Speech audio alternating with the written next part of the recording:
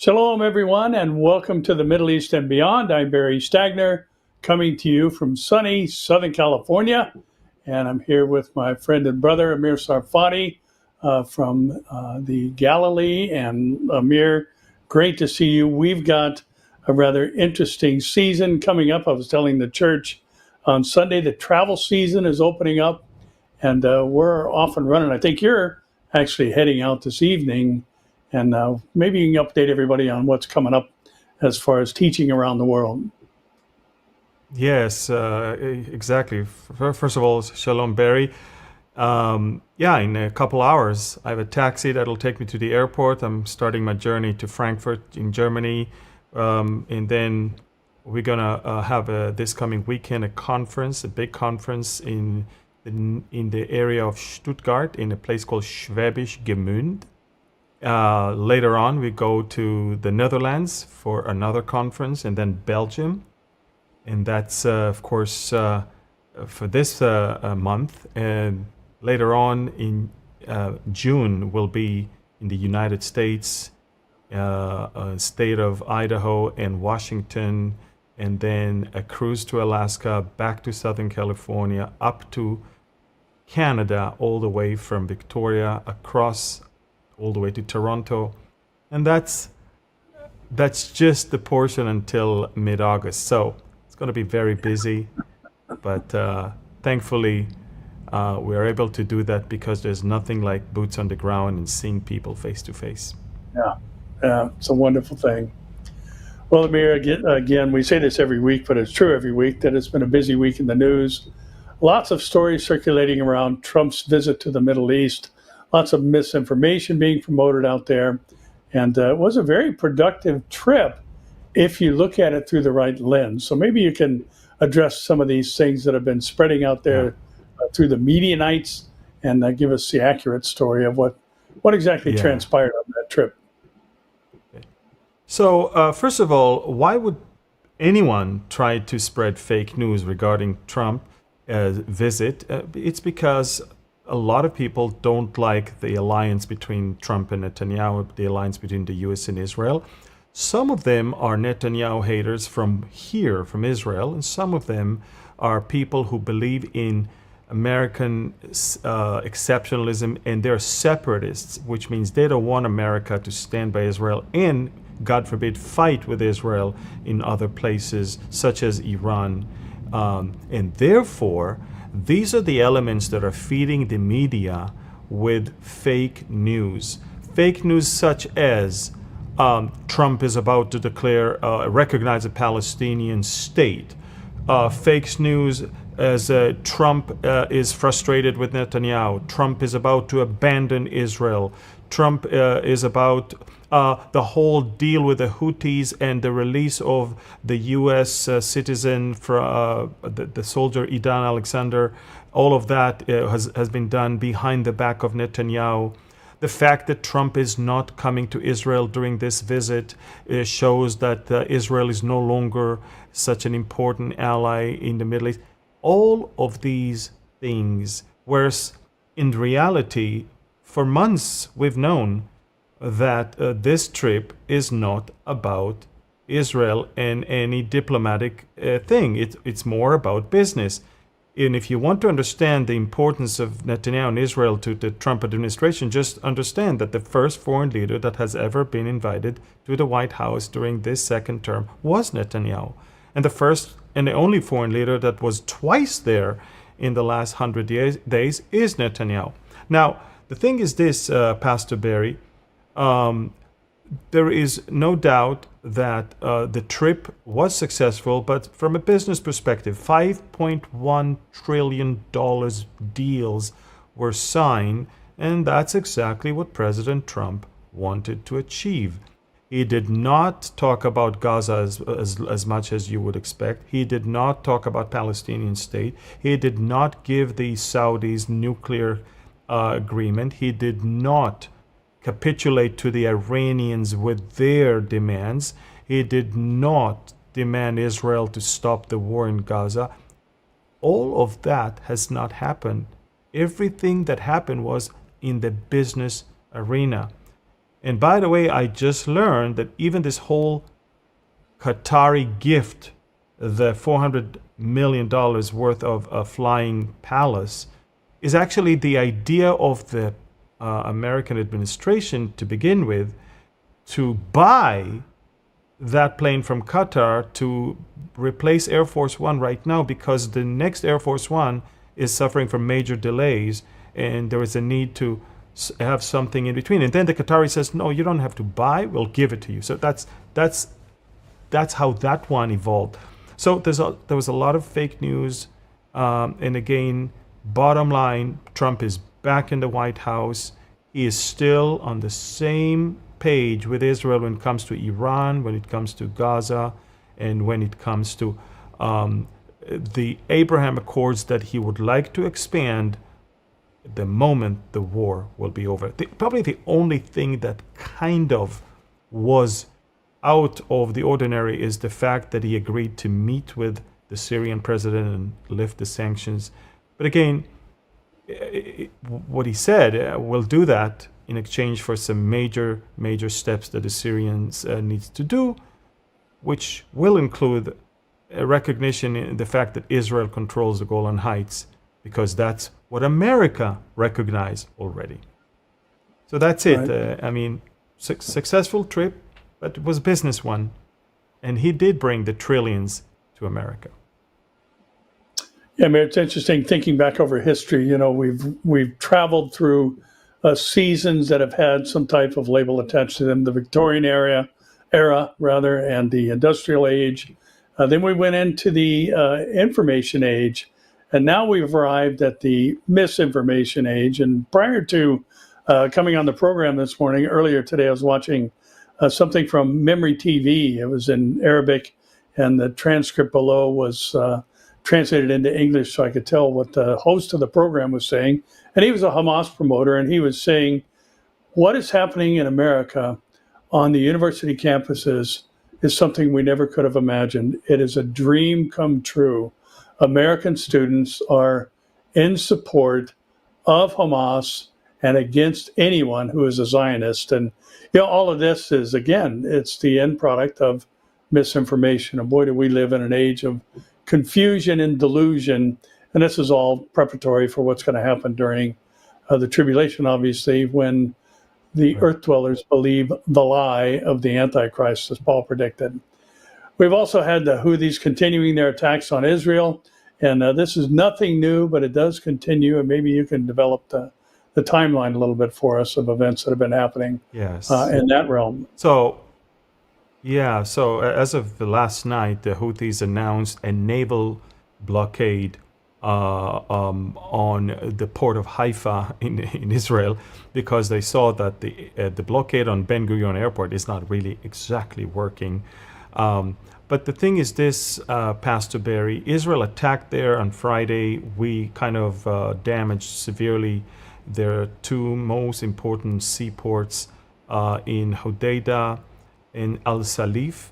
And that brings me to the timeline as of what happened since the beginning of the war with the Houthis. So let's look at the map and see Yemen and see how it all started in the beginning of the war, when the Yemenites, Houthis, decided to impose a maritime blockade on the Bab el-Mandab Strait, the entrance from the Indian Ocean to the Red Sea, in order to obviously block anything that goes to Israel or that has to go through the Suez Canal.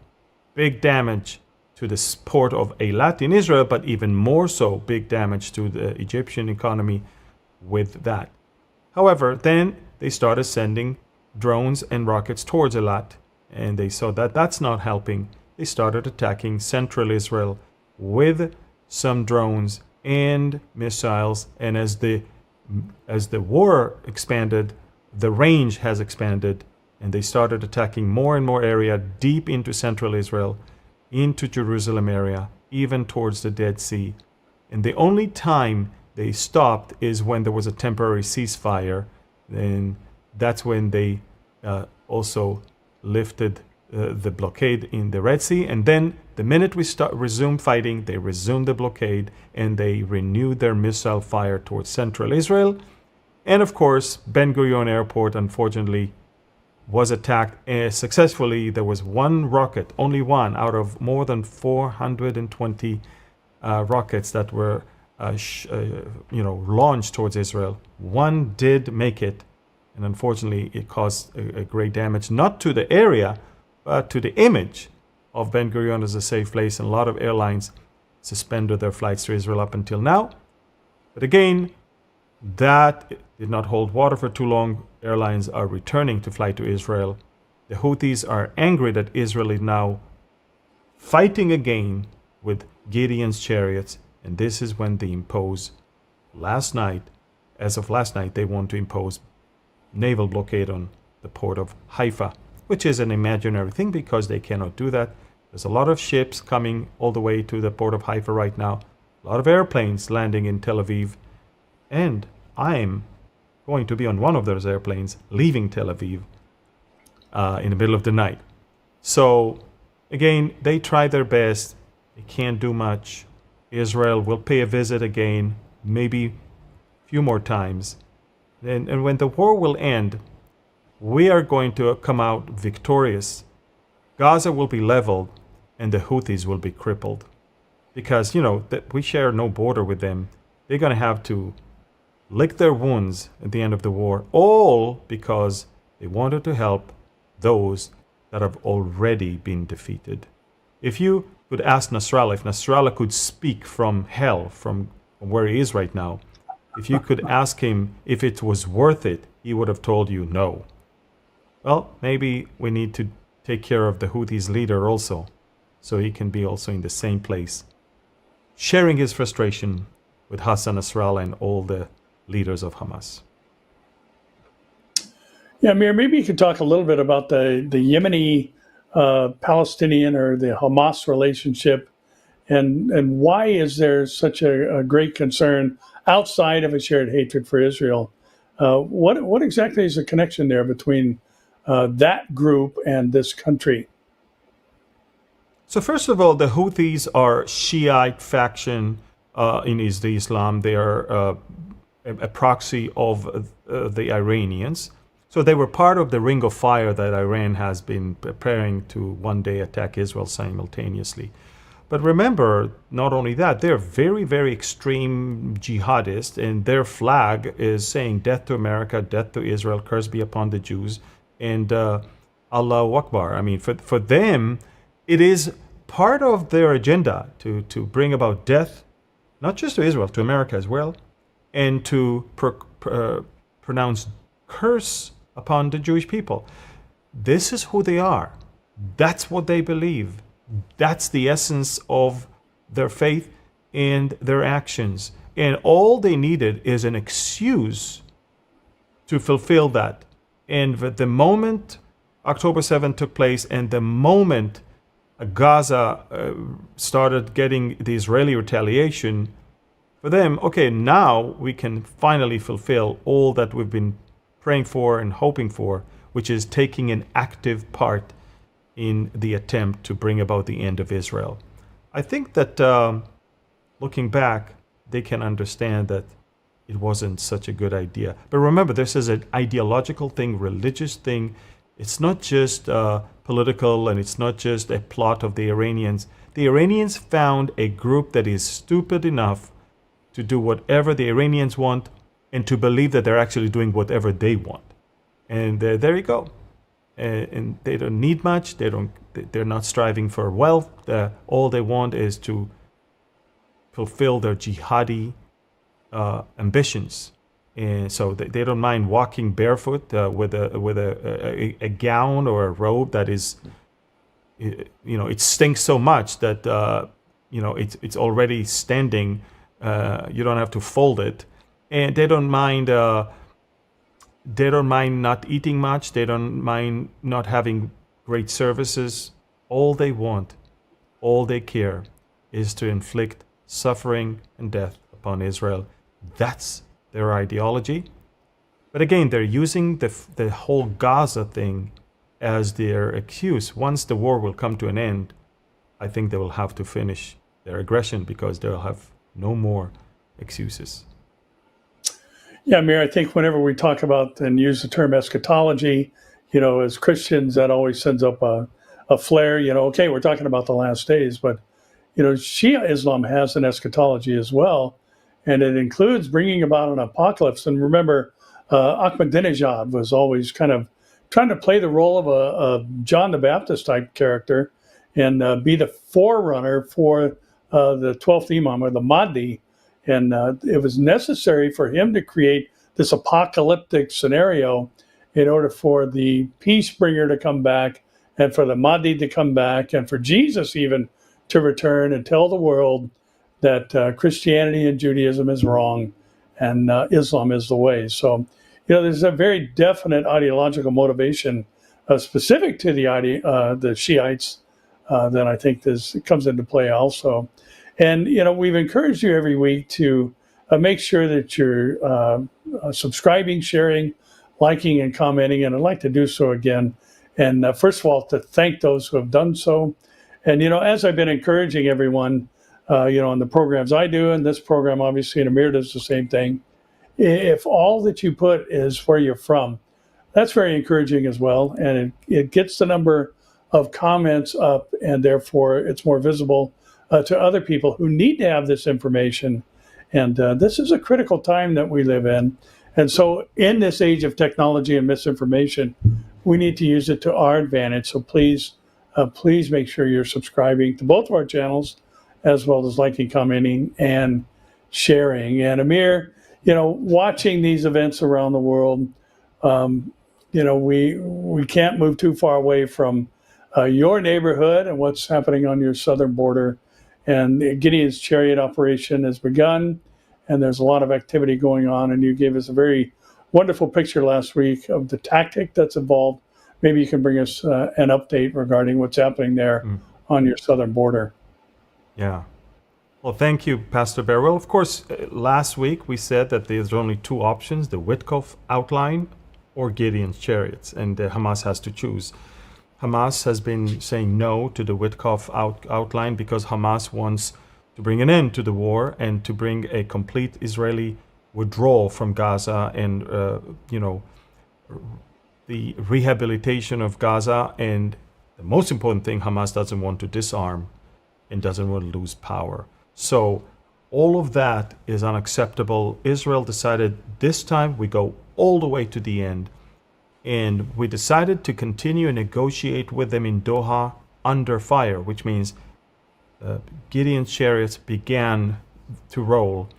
And very, very significant progress. We already have over 450,000 people from northern Gaza began to flee all the way down south. Remember, the first stage of Gideon's chariots is to evacuate the population from the north down towards the newly established humanitarian zone, where in 2 weeks American companies will distribute food. This, what you see on the screen right now, these are the evacuation notices. Israel is telling them in advance, leave, because soon we're going in and it will be a very dangerous place for you. So much for a genocide. You're telling them to leave. And then, of course, they're leaving by the hundreds of thousands. Hamas is not happy, but they're losing their grip on the people. And look at them. Exodus back towards the south. And this is the first stage. Israel is now having massive power of tanks and infantry all around the Gaza Strip. And in fact, allow me to show you the map that is of what is going on there. So take a look. This is the Gaza Strip. And Israel has areas where we already control, areas that we asked them to evacuate, and areas that are being now taken in the new operation in yellow. And I want you to see that there are 5 operating divisions, the same division from the south and from the north, and then 4 others that are coming from the east towards the west. And we are now pushing forward towards taking over most of the Gaza Strip and bringing the Gazans to an area where Hamas will no longer have the ability to touch the food and the humanitarian aid. Until then, the problem is the area is not ready yet. We still need another 10 days or so, maybe a week or so. That's the area that we are working on. We already brought the U.S. team. We're training them. We are briefing them. These are U.S. veterans. Here they are on the screen. You can see. We are telling them how to do things, what to do. And as soon as everybody will be ready and the U.S. effort will be deployed on the ground, then, of course, it will be the end of Hamas, because Hamas will no longer be able to touch anything that goes in, and Hamas will no longer have any control over the civilian population. And then, of course, the 4 maneuvering divisions will go all the way in, destroy Hamas, destroy anything above the ground and under the ground that is suspected of terrorism. Now, another thing, Pastor Barry, I gave breaking news a couple days ago, and I'm going to say it again. Hamas is in such desperate position right now, and Israel is in such a huge momentum right now, that President Trump is actually pushing for something bigger than the Witkoff outline. President Trump is basically telling everyone, I want all the hostages back. I want Hamas to disarm. I want the expulsion of Hamas's leaders. I want to establish a U.S. oversight of the region, and relocating the population that cannot live anymore. Everything is going to be destroyed. Everything is getting destroyed. And the UNRWA just said that 92% of the buildings in Gaza are either destroyed or severely damaged. 92%. When President Trump wants to relocate those Gazans, it's not because he hates them, it's because he cares for them. No one can live there. It's uninhabitable. And so there's an effort to, first of all, take care of them with food and medication, and then, of course, to relocate them to several countries that have already agreed to accept them.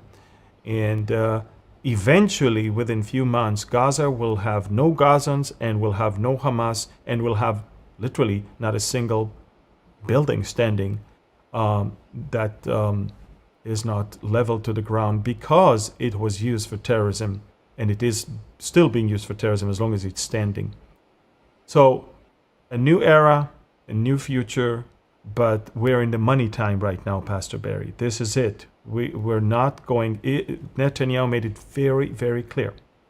Once we go in, we're here to stay. And once we go in, we're here to wipe them out. It's the whole method of going in, going out, going in, going out. It's over. And also remember, we just recruited 60,000 reservists. These are people who have jobs, they have schools, they have families. You can't just recruit them and release them and recruit them and release them. You have to, use it when you have it, or else they won't come back again when you need them again, because they'll say, you're just playing with us. So this is where we are right now. It's the money time, Pastor Barry. We are at the very end, and because we are at the very end, because we can smell the end and see the finish line of that, the enemy is so angry that he's causing nations after nations to come up against Israel right now and to protest and to threaten us with severing ties and other things and embargo and everything. Look, it's not going to help anyone. We need to bring this war to an end, and the only way to bring this war to an end is to defeat Hamas once and for all. So all of our enemies all around the world will know that if you want to start a war with us, you are going to be wiped out, and we will finish the job. You cannot leave them on their feet, because if they stay on their feet, all they do, just like the Huthis, is regroup and go back to fight against you. We cannot do that to ourselves after October 7th. We cannot do it to our children and to the children of our children. So this is where we are. Gideon's chariots are rolling. There is a delegation in Doha in case Hamas wants to raise a white flag. And in the meantime, Israel is fighting not only on the ground, but also in the international diplomatic arena, and with fake news and other things. But we will prevail. You know, Amir, we hear this genocide term, and you made the point multiple times, that how is the population increasing, if there's a genocide that's taking place within the Palestinians at the hand of Israel. And I was doing a little homework on this fact, and, on May 14th, 1948, there were 900,000 Arabs living in the region, now known as Israel, once labeled as Palestine. Today, there's 2 million living just in Gaza alone. So how exactly do you arrive at genocide when the population has increased in 77 years fourfold, and just as or twofold at least? It doesn't make any sense to make this argument. And yet this is what's being spread out there in the media. These are the things that some of these very foolish young people are commenting on and basing their decision and perspective on, which is just, again, misinformation that is being spread through the media. And, Amir, I've thought about this a lot lately as we're headed to Europe. Boy, talk about misinformation and misguidedness. Europe is a mess as far as its economy in many ways, but also its perspective on the nation of Israel. There's been a lot of talk coming from European leaders about Israel and their stand really against the Jewish people. Maybe you can give us some insight there too. Yeah. Well, we can clearly see the hypocrisy of the European leaders and media versus the European people that are not exactly are fond with what their leaders are doing. There's a lot of progressive liberal governments now in Spain and also in the UK and other countries, and we see, because everything they say and everything they do is derived from their progressive mindset. And the media is, of course, collaborating with them as well. But it's very interesting because over the last few days, the world could see the hypocrisy. I mean, think about it for a minute. It's the same UK and France that just lifted sanctions from Syria when an ex-ISIS becomes a self-appointed president, and he's allowing his own gangs right now to commit genocide when it comes to the Alawites and the Kurds and the Christians in Syria. And with that, they have no problem. But when Israel is defending itself against a genocidal cult that came and massacred us, this is when they want to impose sanctions on us. It is ridiculous. And interestingly enough, Hamas blessed and welcomed them. Hamas said, we are actually encouraged, and we thank UK and France and Canada. Isn't that interesting? When Hamas is welcoming your decision, probably you're on the wrong side of... Exactly. And tell me who your friends are, and I'll tell you who you are. And this is it. But Pastor Barry, a few days ago, we had the Eurovision Song Contest. Every year, countries in Europe, and Israel was added to it later on. Countries in Europe are gathering in a European capital for a song contest, and whoever wins gets to host the next year's contest. And this year it was in Basel, Switzerland. It's a very iconic city for us because in 1897, Benjamin Theodore Herzl, this is where he founded the Zionist Congress, and he said, it is in Basel that I actually founded the Jewish state. And he said then, within 5, mostly or maximum 50 years, there will be a Jewish state. Little did he know that 50 years later, almost to the day, Israel was established. And he didn't live to see that because he died in 1904.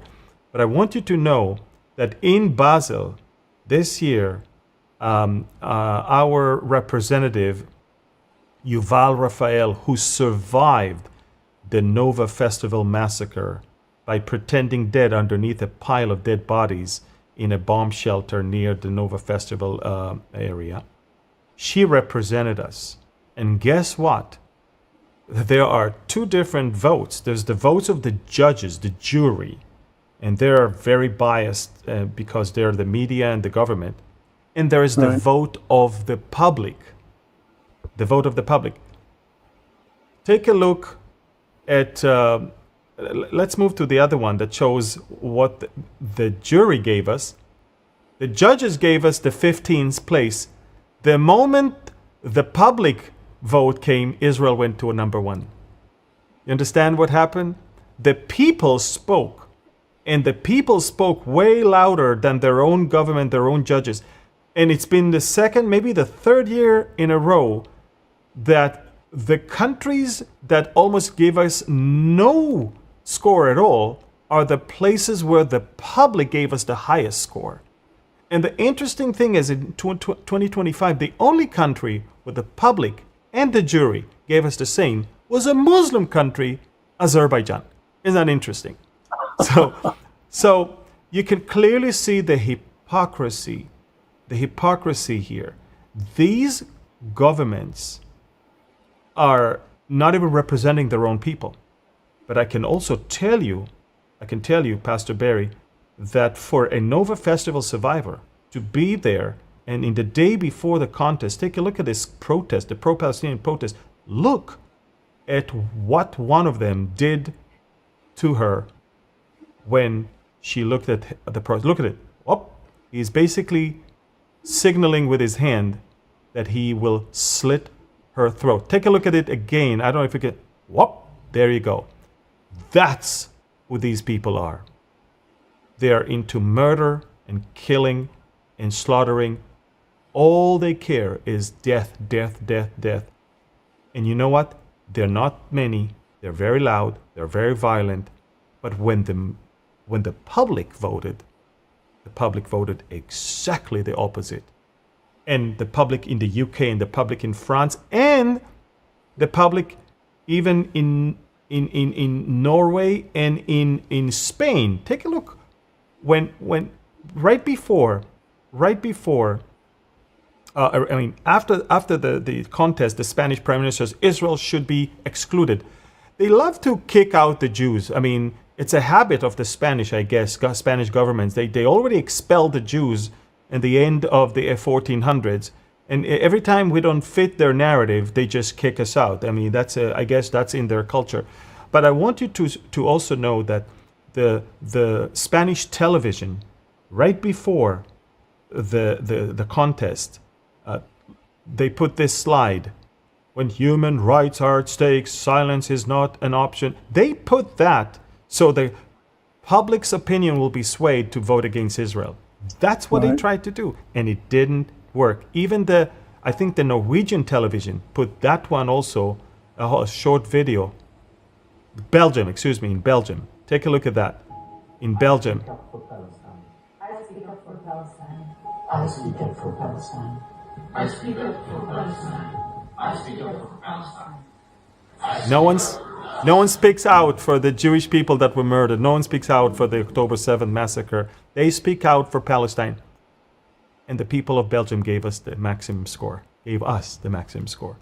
See, that exposes the dissonance, the contrast between the government and the small, violent, and loud minority, which the media echoes, and the people themselves. So the hypocrisy of the Europeans, and as the closer we get to victory, the more pressure they apply. The UK just suspended trade talks. They are putting arms embargo on Israel. France wants to revisit Israel's role in the EU and agreement with Israel of the EU. Sweden's foreign minister just talked about sanctions against Israel. One by one, these liberal governments are trying to stop us from doing what we need to do in order to survive. They want Hamas in power. They are hiding behind this famine and genocide thing, which they know is not true. But who cares about the truth? Who cares about facts? Yeah. Let's just make sure Israel will not win this war, or else our narrative has been wrong the whole time.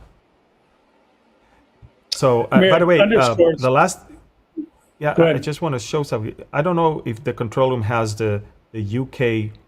You see why they're so anti-Israel? They have to appease their own Muslim community. One city after another in the UK, they are getting now Muslim. Do we have it? We don't have it. Okay, so they have.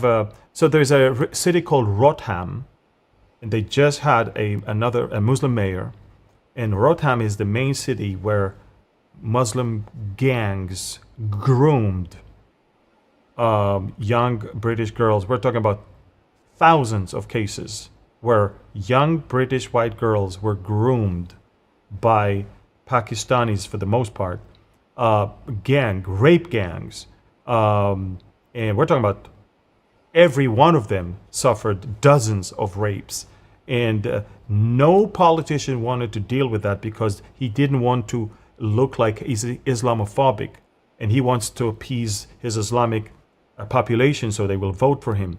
So they were sweeping all of that under the carpet, and Rotham is the main city. So here it is now, they're having such a big Muslim majority in that city, and now there's a Muslim Pakistani woman as mayor, and now you understand why the UK has to come against Israel so elegantly and so easily, because it is to appease that community. And it's the same with France, it's the same with Spain, and it's the same with many other Western European cities and countries. It's very, very sad. Yeah, it is. And Amir, one of the things I think the Eurovision story in particular highlights is it's kind of a microcosm of the greater picture that those in places of power are indifferent to the common citizenry of any country. And, this has been one of the things that is talked about here in the States, is that the Democratic Party doesn't seem to realize that their agenda has been rejected by the majority of Americans. And we don't want to see this wokeism, and we don't want to see this meshing of the genders and all the other things that are predominant within their particular platform. And yet it doesn't matter what the people want anymore.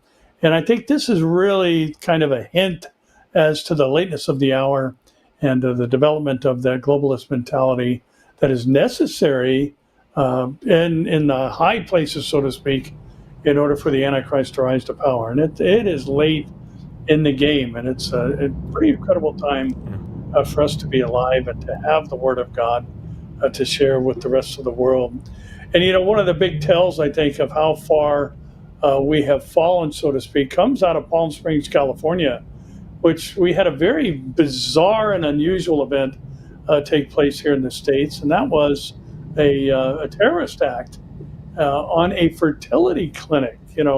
We've seen terrorist acts on abortion clinics, but now this is kind of the opposite end of the spectrum, so to speak, where there was a bombing in Palm Springs that the FBI has confirmed as an intentional act of terrorism.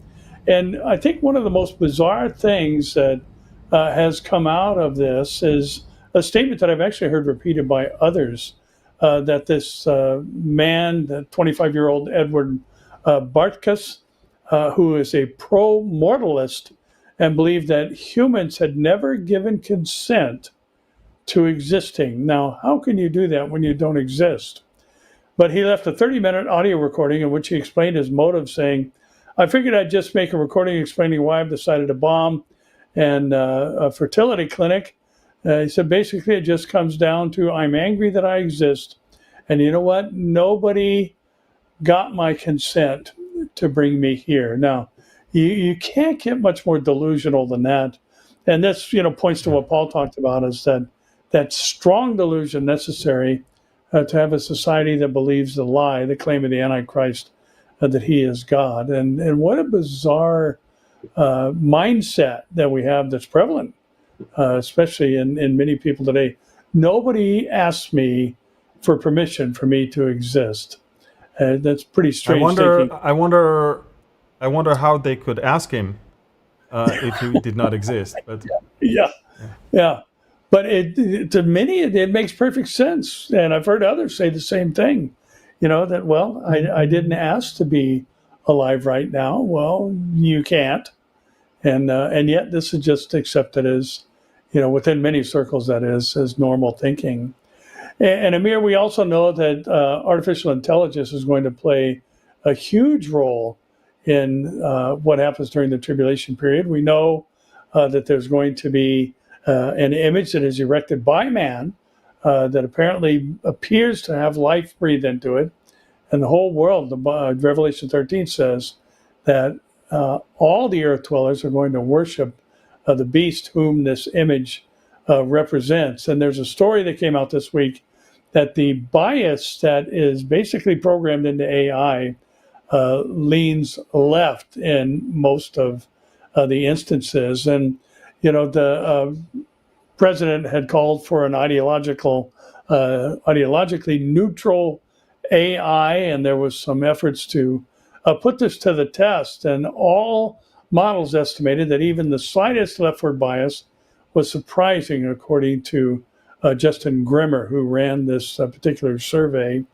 And what they found often is when AI is asked certain questions, the answers that come up and the advice that's given basically is about defunding the police, school vouchers, gun control, transgenderism, Europe as an ally, Russia as an ally, and tariffs were some of the topics of the 30 prompted models that were presented regarding information. And there was a story, Amir, that just came out yesterday, and there was a man that reported there was actually a pastor of a church who, in this guy's estimation, was okay. He was okay. He was an all right pastor. And then suddenly, about 3 months ago, they noticed that his sermons got very deep, very technical, very insightful. And then the board, investigated the guy, found out that he was using AI to create his sermon. So its role is advancing in these last days. And like Elon Musk said, it's the greatest threat to humanity that is present on the world scene today. So very interesting story. it's very, very interesting. It's and that's the thing, Pastor Barry. Man is trying to find answers to the things of God because man insists that God does not exist. So, by the way, ChatGPT, if you insist on one word answer, if there is a God, they'll tell you no. I mean, that's how it is. And this is how the answers are being crafted. So it's very interesting that AI will replace the work of the Holy Spirit in showing you how to teach the word. And Pastor Barry, and this is why we ask people to take part in this digital war that we are engaged in, because people don't understand. This is a war. The enemy is fighting, and the digital arena is the battlefield now. And this is why we give you ammunition. You've got the weapon, which is social media. Use the ammo and just load and shoot by subscribing, commenting, sharing, and following. It's important to us, but it's important also for so many that need to hear the truth, and they simply never heard it. The algorithm, once you make it clear that engagement is very, very high, the algorithm will pop our programs and our content on a person's friends, and that's it. So, by the way, before that, I just want to tell people the Telegram channel that you see on the far end on the screen, there's a QR code. A lot of people don't understand that Telegram used to allow you to take the link of my channel and just go on your desktop without having to download the app. Everything has changed. Even on desktop, you need the app right now. Whether it's PC or Mac, there is a desktop version, and only then you'll be able to see the news, join, and follow. So these are unbelievable days. Do that if you want to stay in the picture of what really is going on. So, Pastor Barry, there's another big story that you came up with. Yeah, Amir, just kind of commenting on our last story and the meshing of AI with building a sermon. If AI is leaning left, what are the sermons going to do? And, when you come up with questions on passages regarding Israel, the rebirth of the nation, the regathering of the people, your answers are going to be anti-Semitic. And this now is infiltrating those who are trying to present a message to people under the banner of the church. So we are living in perilous times, to be sure. And, Amir, looking at some of the things that have happened since 2020, and, you took a travel sabbatical last year, and it's going to be good to get out there together again and be talking with people. And we've already had a wonderful start to the year back in January with the cruise in the Caribbean and the people that joined us there. But, there's been a lot of things that have taken place that have developed since 2020. And, there's lots of talk, and, people have gone back and forth about the vaccine, and, divided people and polarized people and broke up families and caused division in churches. I remember when, we were first kind of moving through this season, and who knew what it was actually about? We were getting so much information and mixed stories about this, but it seems as though some of the warnings, were not just simply sensationalist people who were, trying to, fight against big pharma and all that, but there's some actual factual information that's now coming out.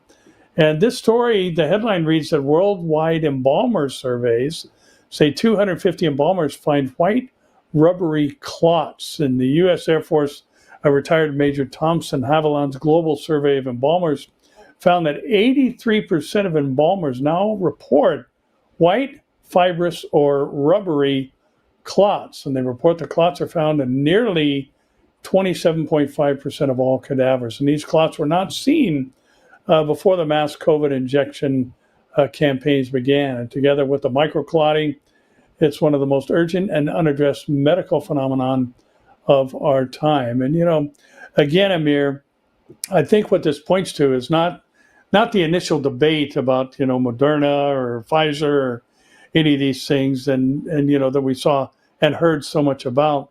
But the reality is that beyond the polarization, it seems as though there are those who ought to be trustworthy that can't be trusted, and who have taken a Hippocratic oath to not bring about harm, who overlook these things, without, we've all talked about the vaccines and the fact that, many of them were not FDA approved, but they were just rushed to market without some of the testing. And there was a lot of research behind some of these vaccines, some of it lasting for some 30 years.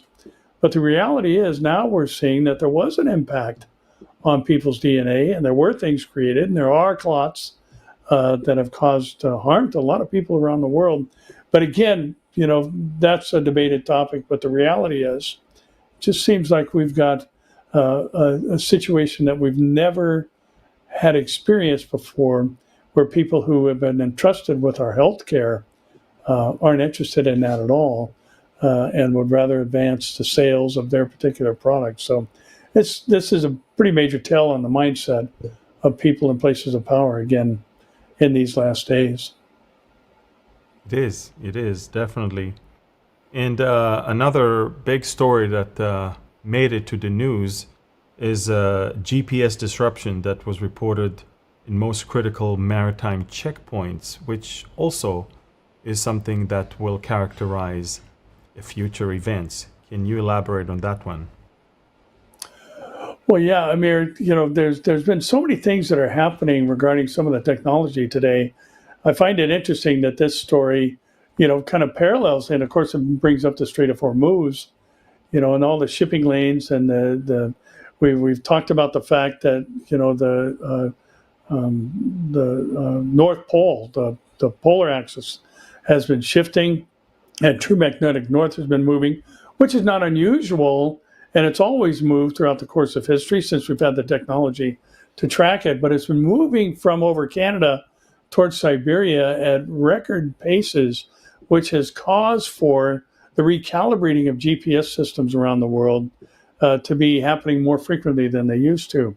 And, because we live in this age of technology and because so many weapons and so many devices are related to GPS systems, now the one issue that's addressed in this article is economic in nature. And, when you pair all these things together and disrupting, commercial ships and the arrival of product to market and these other things, and you pair this with the fact that, if you've got this disruption in GPS systems, you've also got a disruption in, military hardware and the capability, for drone warfare and the other things. And it's always been interesting to consider that much of the language that we find in the book of tribulation, in the book of Revelation about the tribulation, as well as some of the language in Ezekiel, you've got some classic ancient warfare items that are named there, which I've always found to be curious, that the weaponry in the Ezekiel warfare, shields and bucklers and horses, some of this old-fashioned weaponry.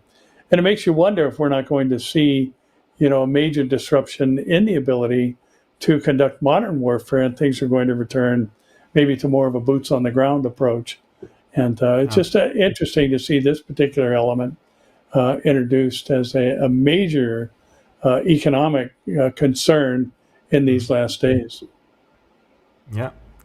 Buckle your saddle. I mean, you might need it very soon. Pastor Barry, later last week, I think it was Friday, I got some amazing news that my newest book, The Israel Decree, became a New York Times bestseller. And why is it such a miracle? It's because the New York Times is exactly the opposite of the content of this book. It pushes exactly the opposite content. Everything about the New York Times is absolutely standing in contrast to the content of the book, and also the timing of it. The timing, in the middle of a war, the New York Times criticizes Israel day and night. So I don't know, it was obviously a godly intervention. So we received, אם יש לנו את זה של harvest, we received an interesting report from Harvest, publisher's house, that the book became a New York Times bestseller. And we encourage you, of course, to order it and give it to people all over, because it is containing super important things. But unfortunately, though, whenever something is becoming successful, there's always the parasites that are trying to profit from it. And if you go online and click the Israel Decree, believe it or not, you'll find so many books that are not even mine, and they are workbooks. I don't know if we have that on the screen to show people, but okay. So I did post it on Telegram. I did post it on Telegram, and there's quite a few here. Yeah, here it is. Take a look at it. The real book is on top. Everything else is not mine, and yet they're using the name so just be careful. I mean, if you want to get it, get it. It's just an AI cover, and they claim to have known the book before. Yeah, the thing is, I don't have a workbook yet out, so all these workbooks are not mine. Yeah, just keep that in mind, okay? And plus, they charge twice than what my book costs. So I'm not sure, so just be careful when you do that. And I want to thank everyone that ordered the book, that made sure that even the New York Times could not ignore it, and that now we can, and now we just need to look. I'm not intoxicated with titles. All I want is the truth to go out. I don't care about titles. I care about the fact that these books will be given to as many people as possible. I want them to be on every shelf of every bookstore across the world. And that's why we need your help to continue. Order the book and give it to as many people as you can. Well, Pastor Barry, I think we made it to the end. We did. And Amir, let me just say something here. You know, we have talked many times about this particular issue, and discovering Daniel, revealing Revelation, had the numbers to be put on the New York Times bestseller list. But I have to say, I agree 100% with what you said. This is God. This was supernatural that the Lord caused this to happen, because the reality is, if you don't understand the Israel decree, you're not going to understand Daniel Revelation. And this is it's a hand of God. There's no question about it. Yeah. So excited for you. Congratulations to you. And pray the Lord use this book mightily to set things straight in the minds of many. Yeah.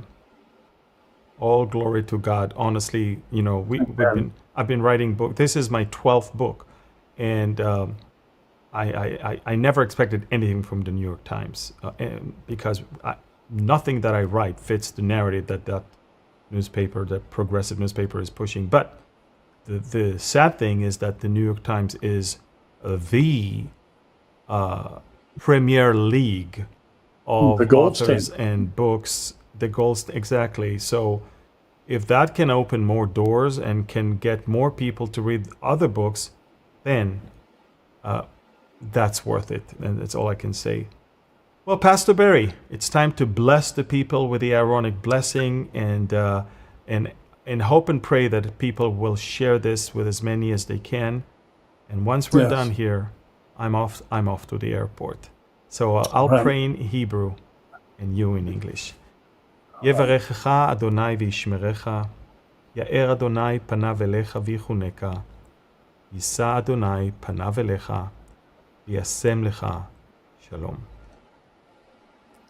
The Lord bless you and keep you. The Lord make his face shine upon you and be gracious to you. The Lord lift up his countenance toward you and give you his peace. Amen and amen. Amen. Remember, download the Telegram app on your desktop as well. Follow me. That's over there, the QR code. Follow us on social media and spread this program and share it with as many people as you can. Thank you. God bless you from Galilee and from Southern California. Shalom. We love you. And both of us will see you guys in Europe in just a few days. Bye-bye.